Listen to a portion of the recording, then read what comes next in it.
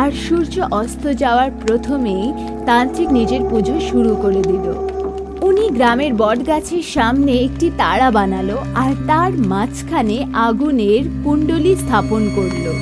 আজ অবধি হারিয়ে যাওয়া মানুষদের জিনিসপত্র সেই তারার মাঝখানে রেখে দেওয়া হলো। আর তারপর তান্ত্রিক মন্ত্র জপ করতে লাগলেন।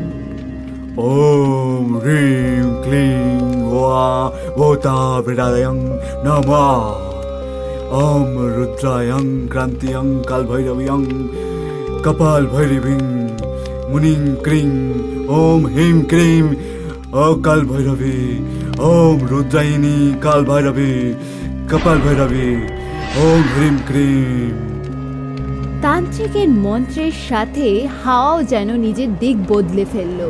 ও আরো বেগে চলতে লাগলো। প্রত্যেক গ্রামবাসী ভয় পেয়েছিল, কিন্তু তান্ত্রিক নিজের পুজো চালাতে লাগলো। ওম হ্রিম ক্লিং ওয়া ভূতাভিরায়ং নমঃ। ওম রুদ্রায়ং ক্রান্তিয়ং কালভৈরবীয়ং। আর একটা অসম্ভব চিৎকারের সাথে, আমাকে কেন ডেকেছো?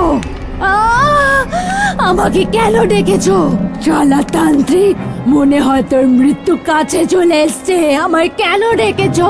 চলে যাও এখান থেকে। আমি চলে যেতে আসিনি। এই এলাকার সাধারণ মানুষদের তোর হাত থেকে রেহাই দিতে এসেছি। নিরীহ মানুষ? এদের মধ্যে কেউ নিরীহ নয়, প্রত্যেকে নিচু পাপী। গ্রামের মানুষেরা এমন কি অপরাধ করেছে? ওরা অন্যায় করেছে, অন্যায়। আমার জীবন শেষ করে দিয়েছে এই গ্রামবাসীরা। তোমার বদলা তুমি নিয়ে ফেলেছো। হ্যাঁ, আর এখন আমি মুক্তি পেতে চাই।